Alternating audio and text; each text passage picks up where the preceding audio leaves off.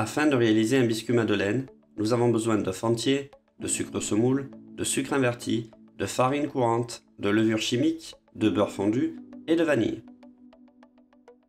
Commencez par disposer dans la cuve du batteur les œufs, le sucre semoule et le sucre inverti. Le sucre inverti n'est pas obligatoire, mais il va apporter du moelleux, de la souplesse et améliorer la conservation.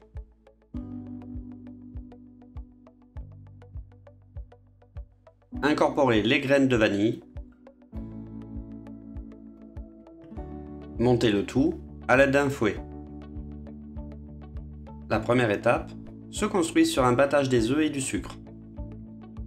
On va donc chercher à augmenter le volume, ceci étant possible grâce à la teneur en protéines des œufs et à leur capacité sous l'action du fouet du robot à retenir et stabiliser des bulles d'air dans la masse pour obtenir après cuisson un réseau alvéolé. Bien faire foisonner le mélange.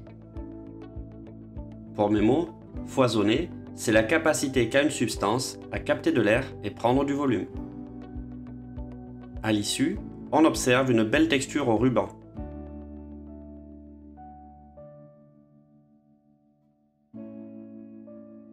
Incorporez la farine,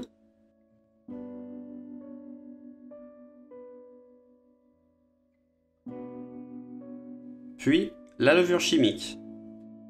La levure chimique, qui est en définitive une poudre à lever qui permettra à la pâte de bien gonfler et de gagner en légèreté. Bien mélanger la masse jusqu'à former une pâte homogène.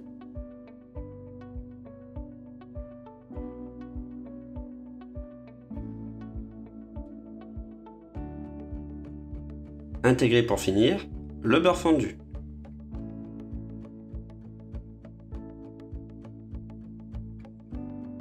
Mélanger à nouveau de façon à bien lisser la pâte.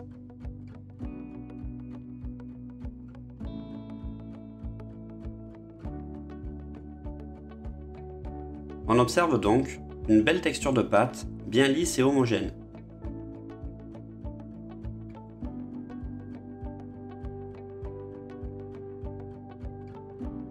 Versez la pâte à madeleine sur la plaque.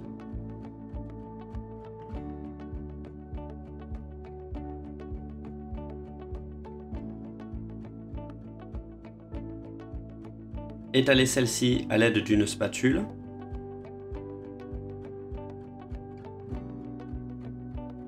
Taillez des rondelles de banane et les disposez sur la totalité du biscuit.